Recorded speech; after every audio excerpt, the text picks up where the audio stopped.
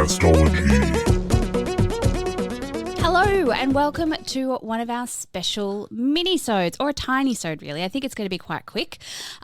This is the episode in between our main episodes where each of the castologists, including myself, Liz Best, and Zane C. Weber, and Nick Bleeker, are all going to just do a little bit of a top 5 list or have a little bit of chat with you about, you know, some of the podcasts that we like, some of the podcasts that we don't like, I guess. Some lists can be. But today, I'm going to talk about podcasts that make me happy. So and we're going to listen. You're going to listen and you're going to like it. Well, maybe. All right.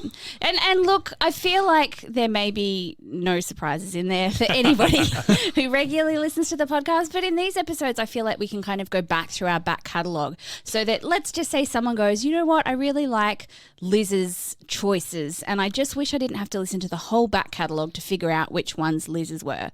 Well, also because Zane's choices are boring. Dry. They're Zane dry. That's a type of beer that we've just invented. Zane dry.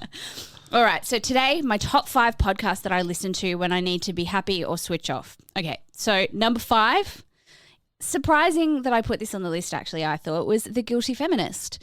All right, yeah. So, yes. so Deborah Frances White, one of the main reasons I put this on my podcast that make me happy list is because it's always light and funny. And even when they're looking through something with a bit of a serious lens, there's still like upfront jokes and a bit of chats and a bit of bants and a bit of claps in the background. It's a good time. It's a good time, I think. All right, number 4. And I haven't gone back to it in a little while because I want to play the game with you guys. Is Imagined Life. See, I actually stopped listening because it started getting a little bit annoying. Why was it? What was it annoying for? I'm not sure what changed. Okay. Maybe there was a different writer or something, but like it started getting either a little bit more obvious or totally obscured, like either one or the other.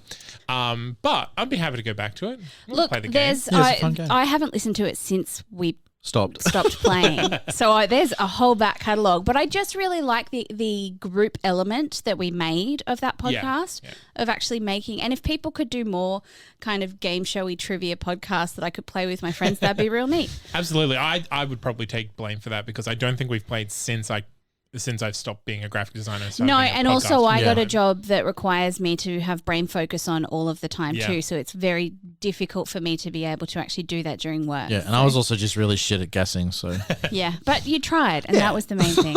All right, number 3. This is the one that I go to when I need just brainless, quick enjoyment. I listen every single day. It's r/.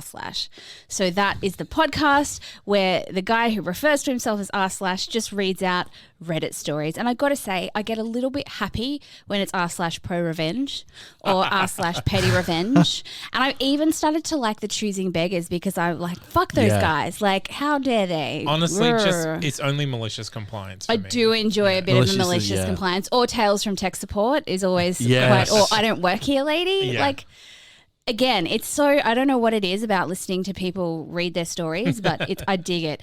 Number 2 of podcasts that make me happy is The Amelia Project. I'm still into this. I was so excited every single time they released a new episode. I really enjoyed the new season, and I love the fact they have like a mini, they're having like a mini art creators festival surrounding Amelia Project that they announced on the podcast recently. Like fans just decided to dedicate a week to creating Amelia art, which just, if I could be that famous with my podcast one day, I'd be really happy.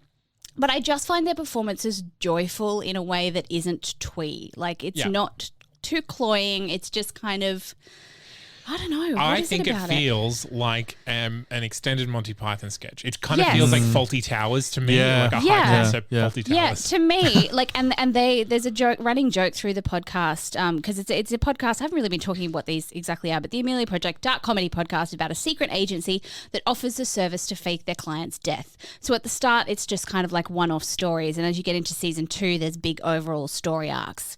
But I really love the acting, and all of the characters love their hot cup of cocoa. And this show to me is like a hot cup of cocoa.